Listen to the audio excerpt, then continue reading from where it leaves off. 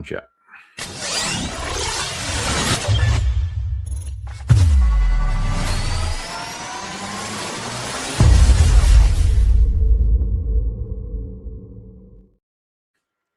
Hello, and welcome to the gong intro.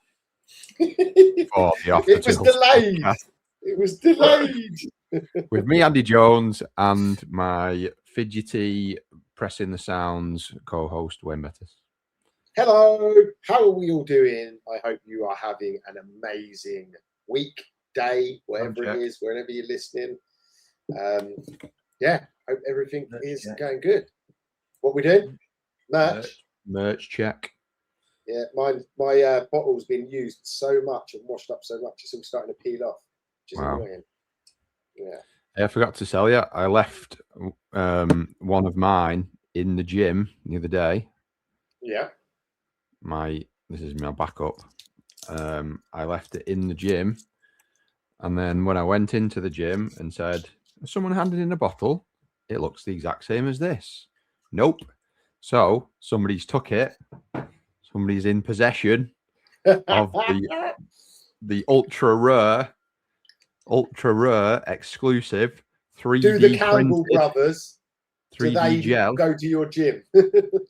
No, they don't. No. Okay, so it's not them. Somebody's cruising around with a limited edition ultra rare exclusive Off the Tools stainless steel water bottle.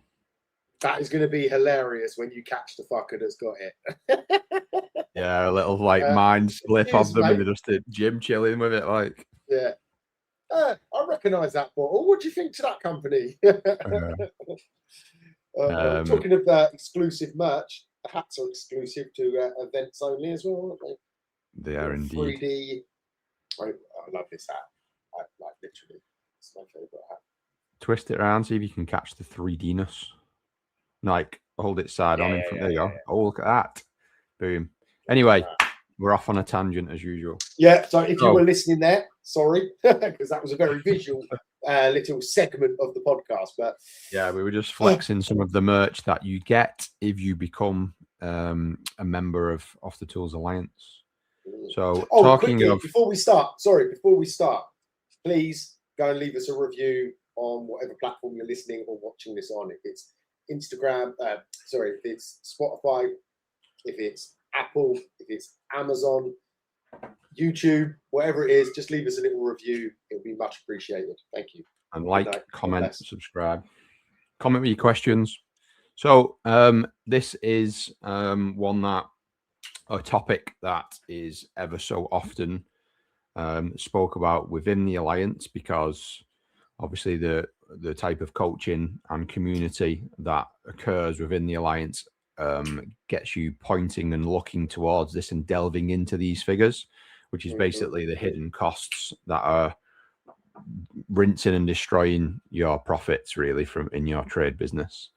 We've managed to narrow it down to 20. Obviously there's always more, but just for the sake of this podcast, we've slimmed it down to 20 to try and hammer it through. So I'll take the first one, which is something I'm quite passionate about, which is obviously missed phone calls. And by missed, I mean not answered on first phone call. I don't mean ringing them back half an hour later when you're back in the van. I don't mean ringing them back in the evening. Nowadays, in 2026, a missed phone call is a phone call you do not pick up straight away.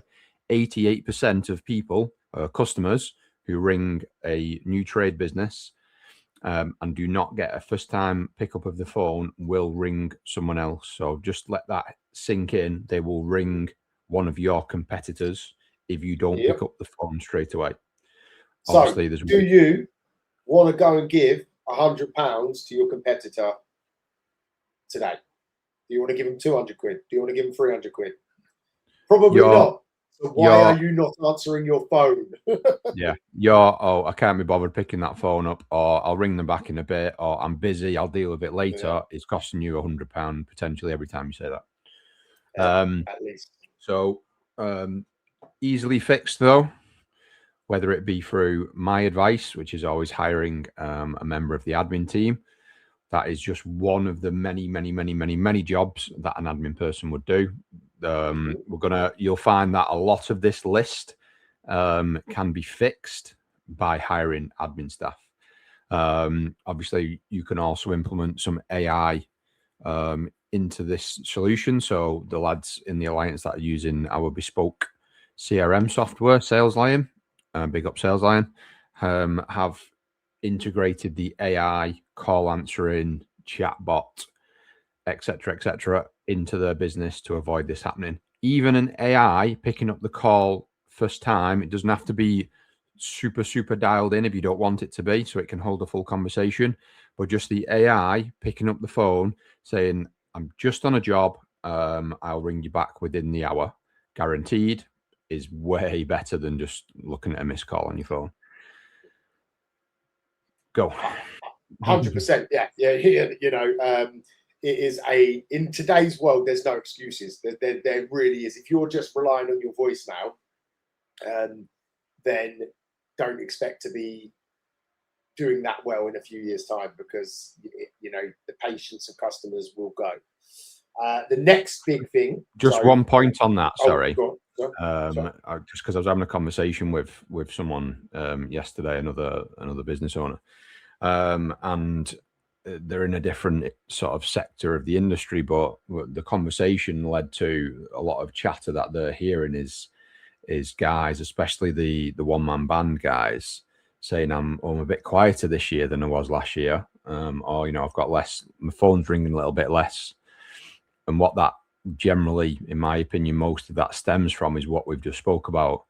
People are not willing to wait to the degree that they used to be able to. 10 years ago, someone would ring you a couple of times.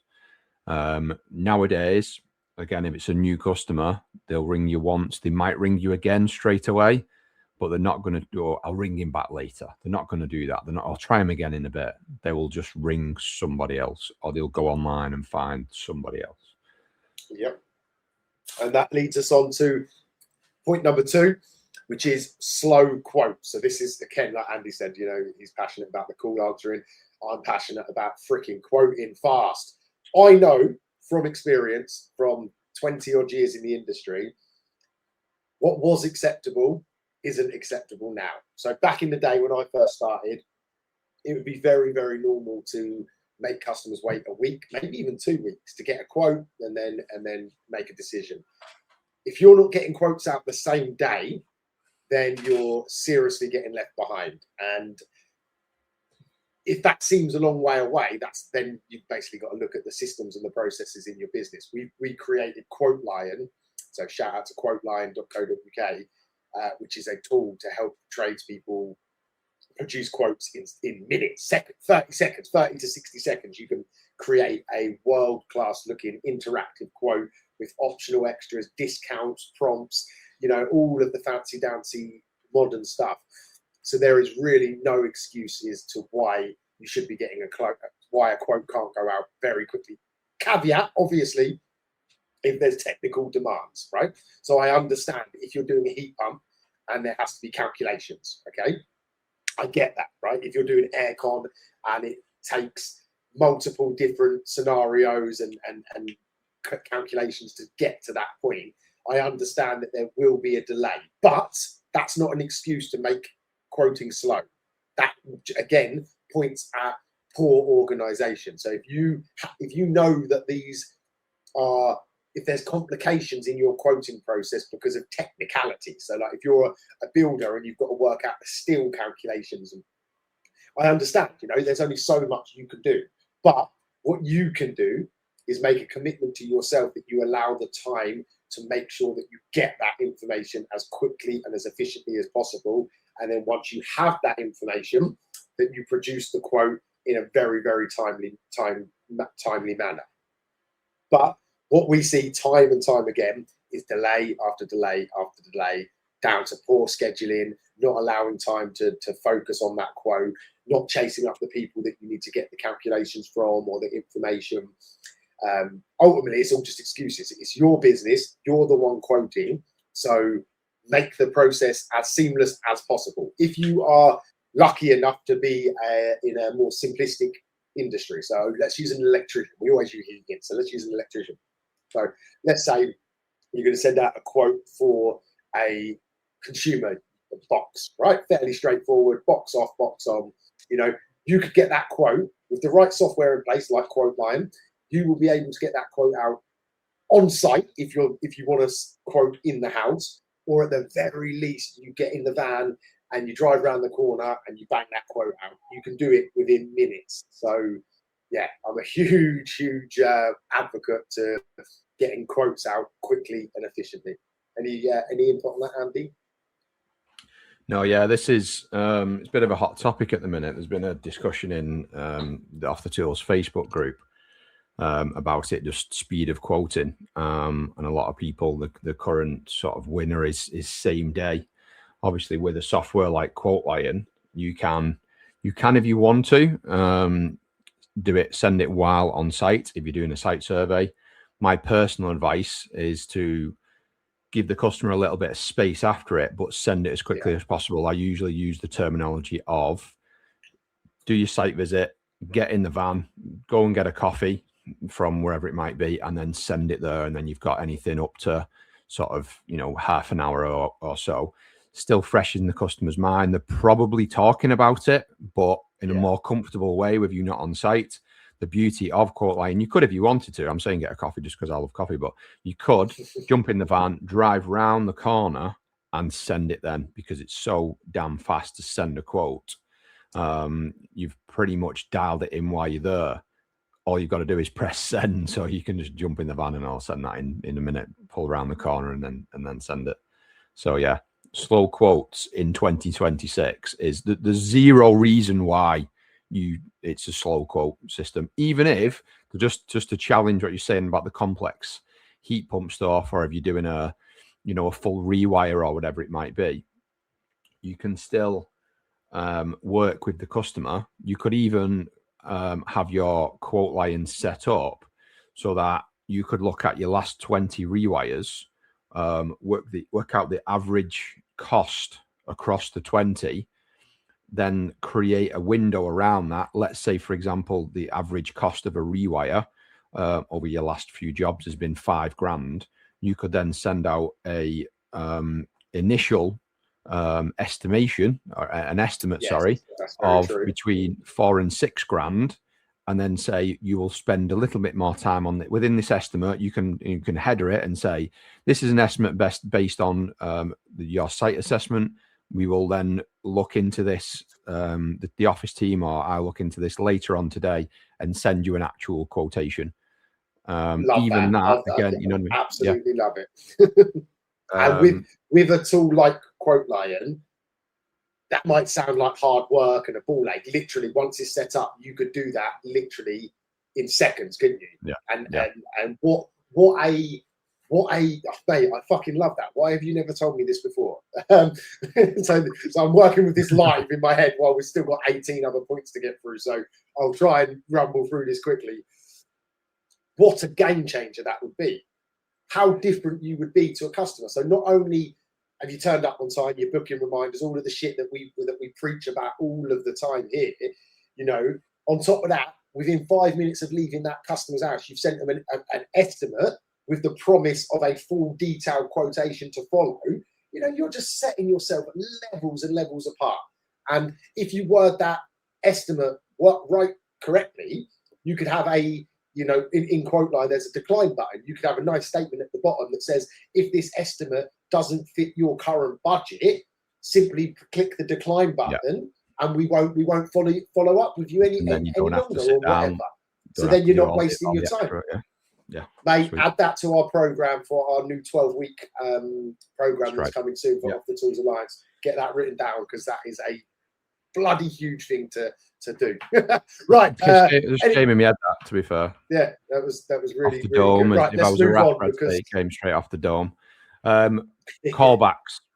So go on, you lead the way with that one, son. Is generally, so I'll give you my take on this. Callbacks, you shouldn't really be getting any callbacks if it's you on your own, because it's your business. If you have staff and they are getting callbacks, then there's a problem somewhere that generally comes back to you as the business owner, depending on the size of your business. Obviously, if you have a bigger business with perhaps like a senior engineer, then they will probably deal with the training side of things. But if it's perhaps just you and one or two other guys and you deal with that sort of stuff, then to me, it's on you. So the common one we find with lads that we work with is they haven't scheduled in and took the time out to train them at the initial starting phase. And I don't just mean on the tools, I also mean with something like a job management software.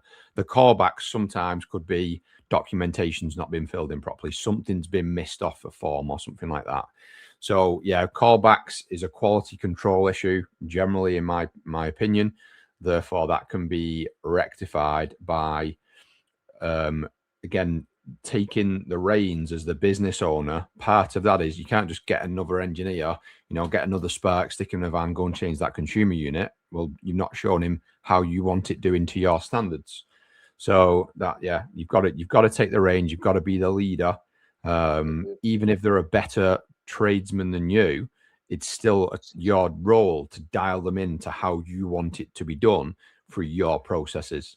So this is again just another one of them challenge things of tradesmen, business owners struggling with the business ownership side of things. Sorry. And this gets me onto a point. This is a random one, right? But we all moan, right? Hands up in the room if you moan when a customer's a penny pincher. There was a time when I would seek materials at a cost-effective rate. In other words, I was being a tight ass and bought loads of cheap materials, which then forced a load of callbacks because the copper was shit and the chemicals were shit and it was all a load of shit and we had loads of problems, toilet flush valves that were cheap and nasty and like cow mag things that were cheap and pinhole within a year. So callbacks can be as a consequence to poor decisions. So just bear that in mind when you're haggling with your suppliers and trying to find the best deal. We hate customers like that. So maybe paying a premium or paying a little bit more for something. I had a guy who was like, "Oh, but this quote line was costing more than his current quoting software." And I said, "Well, yeah, it's better." He was like, "Yeah, but it's costing more." I was like, "Yes, I know that. I purposely priced it more because it's better. It does more. So don't be scared to pay a little bit more for a better product, better system, better solution." Anyway, that gets us on to the next one. Just on a quick point on that, we see it quite a lot of lads trying to find the cheapest version of something to try and make the price look more attractive.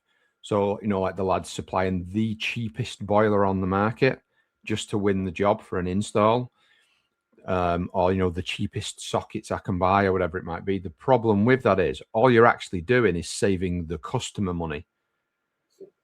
That then has generally a detrimental effect on you as a business, but you perhaps don't see it straight away.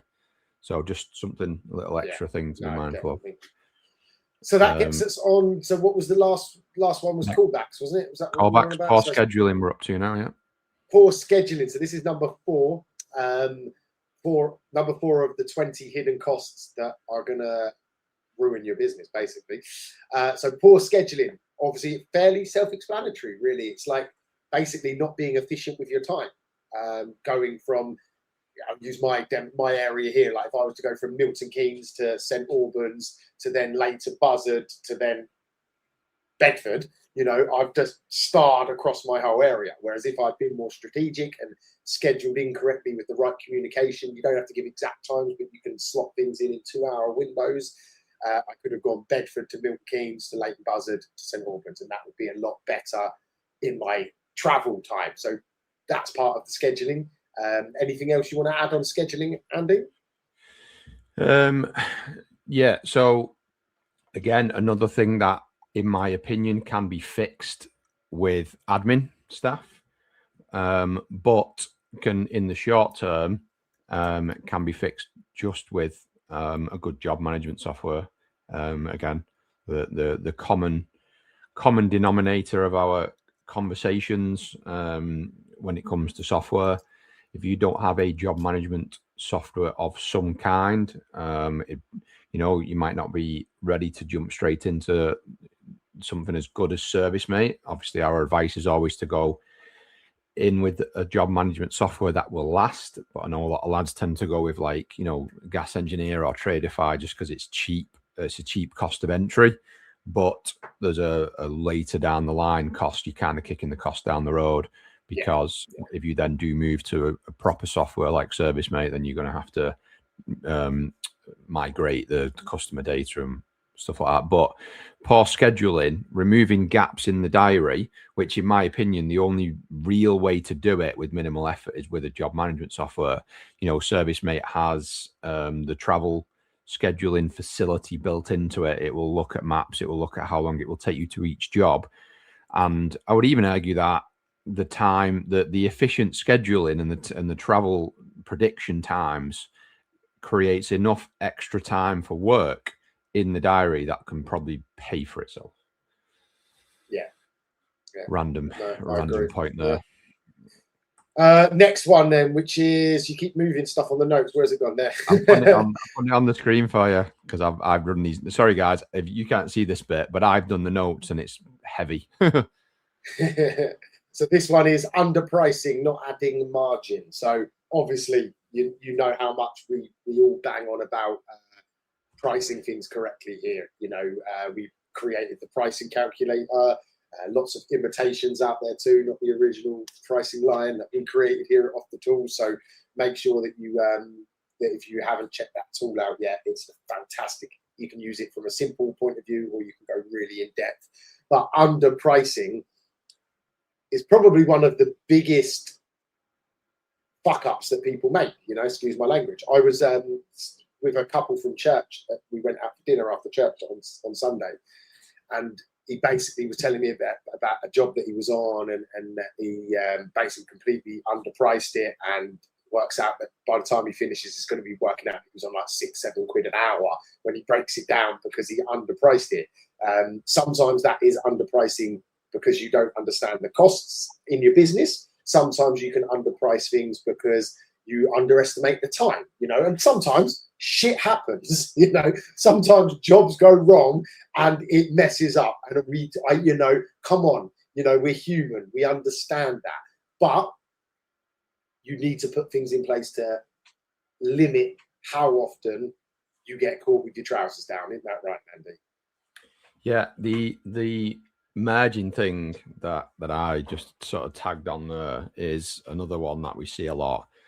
When guys don't add the margins onto supplying materials, again, all you're doing is saving the customer money, and the margin side is actually a direct cost to the business. So, for example, I've had conversations with guys who use the fact that they don't put anything extra onto the cost of parts as some kind of trying to better position themselves in front of the customer.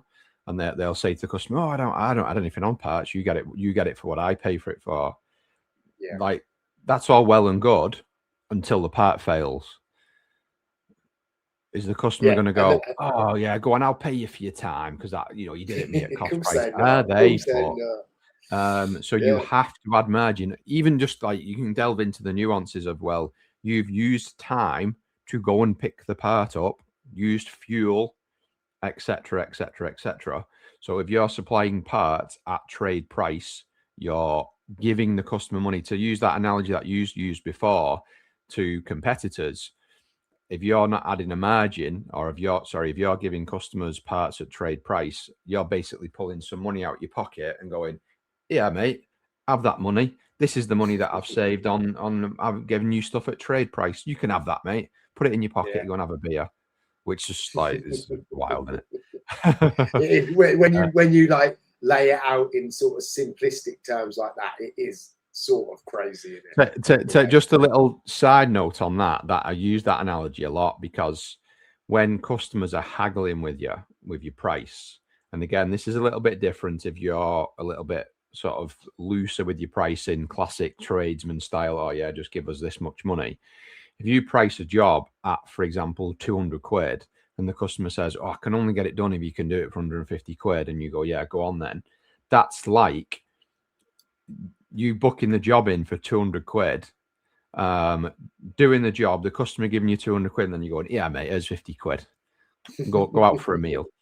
That's how I view it. That's how I say to our mentees. Like, I'm like, would you do that? Like, you wouldn't do that, but you've done it in a different way, haven't you? Like, and it's a mindset. Indirectly, People struggle to see, but anyway. Poor van stock management. So yes, this is again a huge cost to the business if it's not managed correctly from the multiple views. So I'll let you lead the way on this, Andy, because I know you're. So it's just one point that was lingering around at the front of my mind. So because this extends to your pricing a little bit. So our advice to lads within the alliance is usually a new perspective of thinking. By that I mean, if you book a job in as a fault find diagnostics visit, again we're using heating examples, but it's transferable. For example, boiler fault find visit, and you go out and it turns out that this boiler needs a new pump. Let's keep it simple. It needs a new pump, and you've got one in the van. Well, I've got one in the van. I'll go and fit it for you. So if you've priced this fault find, let's keep the numbers simple. You've priced the fault find at £100. You fit the pump, charge him the price for the pump, another 100 quid, whatever it is, and then you walk away. You'd scheduled that in for an hour for the fault find. You've then drained the system, fitted a new pump, yada, yada, yada. Probably used another hour to do it and use your stock off the van, which you will have to replace at some point using your own time. Okay, some people say, "Oh, yeah, well, I'll just get it when I'm in the merchant anyway," but you've still had to, log it and replace it. You're actually costing the business money by doing it that way. Van stock management should realistically be reserved for situations where it's going to be favorable to you. For example, you might book a job in, pre-booked a job in for a repair, and perhaps something was missing from your order, so then you can access the stock in the van. You shouldn't be using stock to do things like, "Oh, well, I'm here anyway, I've got the part on the van," because not only are you taking stock out the van that you need to replace, you're also then doing yourself out of money, because that should really have been a separate job. You've pivoted a fault find into a repair, and you're potentially going to struggle to recoup the same revenue that you would get if it was booked as a separate job. Plus, then there's potential for upsells and things for that return visit, or putting in a service or whatever with the repair. So that was just my prevalent point that was at the forefront of my mind on that. Yeah, no, you nailed it there. Yeah, I ain't got much more else to say on that one, to be honest. So we'll move on to poor communication next. We've already been going half an hour, Andy, just so you're conscious we're only not even half. Oh, it's all right. We can do a long one on this. Yeah. It's not a problem. I was just letting you know in case you didn't realise. So poor communication. Wow, this one could be a whole podcast on its own, couldn't it? How many times? I always like to speak about experiences. So I've got a patio being done at the minute. Absolute diamond geezer. Proper old school, young lad, but old school builder type of guy. What do you reckon his communication was like? If he weren't such a nice chap, if he weren't such a nice chap, and if I was in, like, obviously a patio is not urgent, it's not my boiler broken, it's not the air conditioning unit not working or whatever, and it was all last minute, so I was appeasing him, fitting me in, but it just highlighted again the level of communication that most tradespeople operate at. And man, it can cost people. If I weren't an easygoing tradesperson by heart, there's no way I would have tolerated these lads that I've had. It's only because I come from that industry. I'm down to earth. I get it. I understand that they're just some young lads trying to start out in business. Obviously, I gave them lots of lessons while they have been working here, but poor communication again in this day and age, man. If you actually want to grow a business, there's no excuses to have poor communication. There's software, there's AI, there's processes. As Andy mentioned at the very beginning, a lot of what we spoke about can be boxed off by an admin person. So there are solutions out there, isn't there, Andy? Yeah, absolutely. Again, poor communication.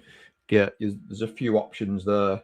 So, obviously communication spreads into other things, but we start at entry level of, like we said before, picking up the phone. A lot of things then can be done with a CRM for that initial capture. Communication, I would say the most prevalent point usually comes from confirmation of that a job is booked in and going ahead, as well as when the tradesman is going to turn up, which is job management software territory.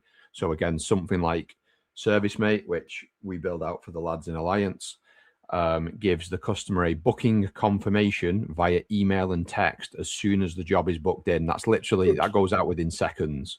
While you're still on the phone, then that's probably going to get locked in as an immediate thing.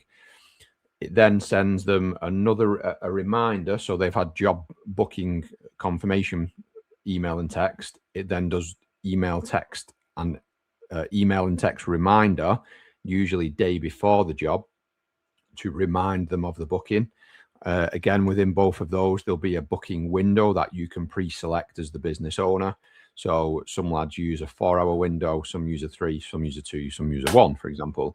For example, if you're doing a 3-hour window and you book a job in for 10 a.m., it will tell them that you're going to arrive between 8:30 and 11:30 because it splays it out around the job. What that allows you to do is have a little bit of flex in your day, both for you might get a little bit caught up behind schedule. Again, this is communication. You don't want to just turn up half an hour after they were expecting you.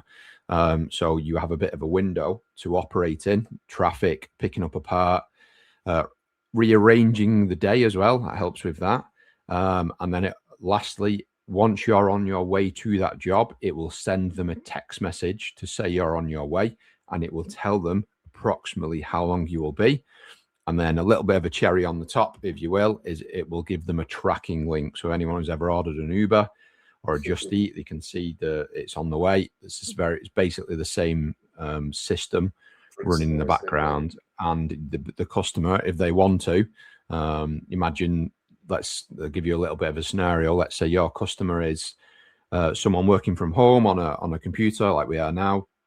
They might be, dealing with potential Zoom calls and things like that. They could have a tab open on the computer following you, knowing exactly when they've got to come out of their office and go and open the door. Like, if that's not mega communication, I don't know what it is.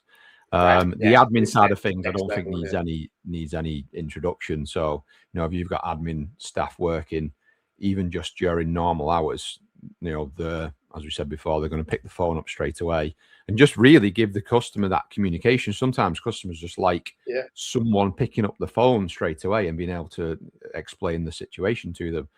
But most of good reviews come from communication, job management, and or admin. So, I agree. Again, so important, and no real excuse not to do it. Another huge one that absolutely drains businesses, because sales is the lifeblood of any business. And if you're not upselling, so that's the point, no upselling. If you're not upselling in your business, then are you really a business? McDonald's, you go and order a burger. Do you want fries with that? Do you want a Coke with that? All of these extras. Every business, we're here to make money. As long as you're doing it ethically, you know what I mean? If you're doing it honestly, all right? Fucking hell. Honestly. Yeah. Whatever word it is, if you're trustworthy and you're doing it with the right heart, then upselling is actually doing the right thing by the customer. If you notice that the customer doesn't have smoke alarms or a carbon monoxide alarm, right? Well, aren't you doing them a misservice by not selling them something that's going to help them? If you notice while you're going for a toilet that their radiator's all rusty and could leak at any point, if you don't give them a quote to fix that problem, are you doing your job properly? If you're not selling a power flush or a cleanse of the system when you're putting a new boiler in because you're worried about the customer not being able to afford it, yeah, I get they might not be able to afford it, but you've got to be selling it. You've got to be offering it as a product, because, again, shout out to Quote Line, because Quote Line lets it become easy to do these upsells because you can tick it. The customer can choose up yes or no to it. You know, it's a very simplistic process. But upselling in any capacity, as long as you're doing it from the right heart, is seriously a no-brainer. If you're an electrician, to be fair, I think electricians are actually very good. I just don't know if they frame it as upselling. They're very good at pinpointing some problems on a system and giving you a price to fix it, aren't they? You know, if you've ever had electrician round, you know, they normally always tell you, oh, well, on that circuit's not right, or, you know, this socket was throwing up a fault. And, you know, they're very good at it. It seems to be plumbing and heating as a rule that aren't very good at upselling, and builders, and that is you know, it seems to be something that gets seen as like salesy, when in reality it's a service. You're giving a customer a service by upselling to them because you found a potential problem and you've potentially given them a solution to it, haven't you? I think I think with electricians, I think because it's a little bit more, how can I put this? Things are a bit more intrinsic to the system, aren't they? If they've got one faulty light fitting, it can be tripping the whole circuit, for example, or a faulty socket can be tripping that whole circuit. So I think the system can be a bit more intrinsic, whereas if you've got one faulty radiator, there's less chance of it damaging the whole system. Just a random. That's true. Yeah. I get that. But yeah, the good thing about that with Sparks as well is, and we have a custom quoting system with Quote Lion for electricians, where the cost, you can send this to the customer, and if it's, let's say you're sending them a quote for a new consumer unit, within that quote there is the option then for them to add new sockets on, as well as like, and you can do this to however you see fit. So my best mate's a Spark, and he would offer a set number of things. So he'll generally offer, if my memory serves me right, you know, plain white sockets, brushed chrome, or the dark nickel type popular finish. What the beauty of Quote Line is, that this can sit with your customer. So what you're actually doing is you're upselling without upselling, because you've sent them Quote Line, and the customer can then go, actually, you know what, I think I'm going to change all of the sockets downstairs. They can go through, they can have Quote Line open on their phone, walk through the house and go, actually, well, I'm going to change that double socket, that light switch, and they're doing the work for you. Like, they're upselling themselves into it because they want it, and the options for there. If you don't give them the option, it's unlikely they're going to say it. They're going to go for it. Whereas all you've got to do is send them the quote via Quote Line, have it on there, and they go, yeah, you know what? Let's do all the downstairs sockets. Yeah. Get downstairs done. It's all going to be looking nice, and then maybe next month we'll do upstairs or whatever it might be. So yeah, if you're not upselling, you're missing a huge trick, because, you know, a lot of the time guys are just making money to cover costs, personal costs and business costs. But what if you could add little bits of upsells that would actually become almost pure profit for the business? Yeah, you know, absolute no-brainer, isn't it? And this is the next one. So what number are we on here? What we got? 1, 2, 3, so we're only on number 8. Wow. So bad debt. So why bad debt is killing you? Because, you know, people owe you money. It's your bloody money. Get it in your pocket and not theirs. Come on.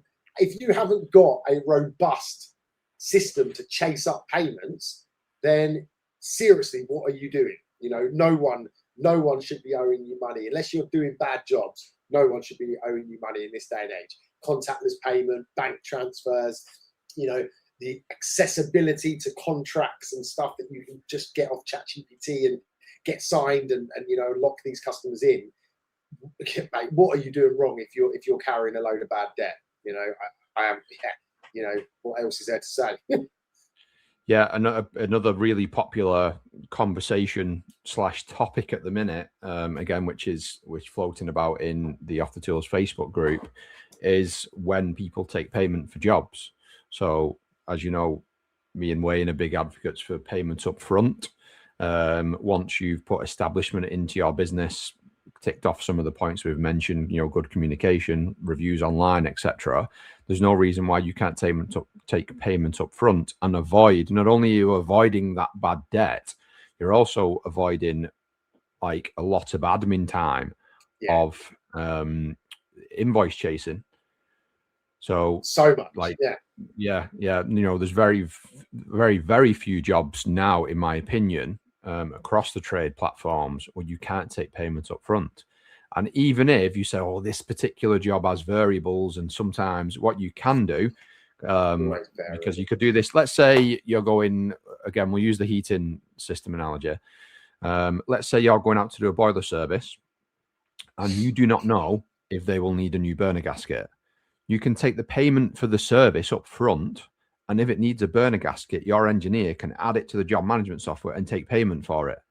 Yeah. Like, there's no excuse now or anything like that. You're going to have, so I've got a lot of conifers that go around the garden in mine. So they could have, so I gave them the measurements of how it was and sent some pictures. They could have give me a set price for what I've asked for, and then if there was a discussion about anything else, and I could have paid for it, and if there was anything added on site, then that could have been discussed, agreed, accepted, and then a payment sent, a request sent later down the line. So yeah, there's no excuse now for bad debt, even if you're just taking payment at the end of the job. You shouldn't be leaving a job. At the very minimum, it's like before you leave, that's the easiest, quickest solution, isn't it?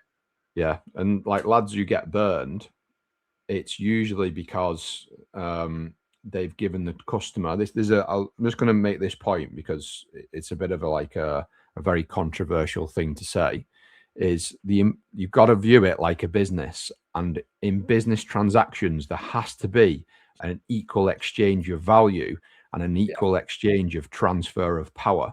Now, if you do not take, let's say you're doing a consumer unit change and you don't take payments up front, or even worse, you don't take payment before you've left the job, you've now left the customer not only with all of the power, but they've also had the work completed, and now it's on you to get it chased. Like, that just boggles my mind that you're leaving the customer with all of the control. They've now got control of when they pay you. Like, it should be that direct exchange of value. Even if you don't take payments up front, you go, you fit the unit, test it, it's fine, you sign it off, tap your card to pay, done. You should never leave site without taking payments. Never. No, I agree. Because, sometimes it can be the most random thing of, let's say you're a more established business that charges a little bit more because you've got good communication software, etc. You do a job, and we had this, didn't we, in the Alliance not long ago? Someone had charged, let's say, 400 quid to change a couple of radiators while they were on site. Yes. Remember, And then the customer said, yeah, I'm happy with that. And then he left. He didn't take payment. He held his hands up with that. But what had happened is, while they were, the next day, the customer had some other work done, I think by a handyman. And he said, oh, I'd have done that for 200 quid. You've been ripped off there. So then she was fighting the payment then. Okay, there's a communication. And this was an experienced guy as well, wasn't it? Yeah. It shows that anyone can fall foul if you don't put things in place. Yeah. Oop, delay there on our prompting system. Apologies, guys. Yeah. So what I'm going to do is this is number 10, right? So I'm going to make this. We're going to do two parts. We're going to do this. Is going to be part 1 of 20. Good shout. And we'll finish on the owner bottleneck, and then we'll get part 2 recorded after, just to break it up. I think we could quite easily do another 30, 40 minutes on the next 10. So let's finish this though. So this is number 10, the owner bottleneck. For me, that means that basically the stuff that has to come through me, what is it that's coming through me that I'm not doing because I'm busy, I'm over here, I'm over there, I'm doing this, I've got everything going on in my head. That ultimately is costing and destroying your business, isn't it? Yep, absolutely. And this is, one of the biggest issues with trades business owners. And we still get it with a lot of lads in the alliance. It's this desire that, you know, oh, actually I have to do that. Actually, I have to do that. It's obviously way more common with the new lads. You know, we've got a new lad join, cracking lad, local lad to me, and he's got some really good reviews because a lot of them are intrinsic to him. Oh, he was really good with his communication. He rang me back, and it's taking a little bit of time to say to him, that's excellent and way better than most, but you will still be beaten on communication by a dedicated admin team member. So don't feel like you can't let it go. You've done a better job than 99% of lads, but it can still be improved on. So don't feel like there's a bottleneck. You know, we know lads with big established companies who are still the go-to, best fault finder in the business or whatever it might be. Like, that's a bottleneck that needs to be relinquished because it's going to inhibit your growth, or probably more importantly, it's going to inhibit your ability to create what most guys should strive to do, which is a business that doesn't rely on them. Yes, you can work in it, but it shouldn't be reliant on you. Whereas if you're not around, everything fucking falls apart. Like, All right. On that note, we're going to end part one. What is now part one. Hopefully, this has gone a lot deeper than what I thought. So I'm glad. I like impromptu ones that go sort of outside of any rough idea that we had. Add your own as well, guys. If you've got anything that is costing your business and that is holding you and destroying your business, post it in. The more discussion we have, the more we can get solutions to these problems. On that note, we'll see you back very, very soon for part two. God bless everybody. Let's go.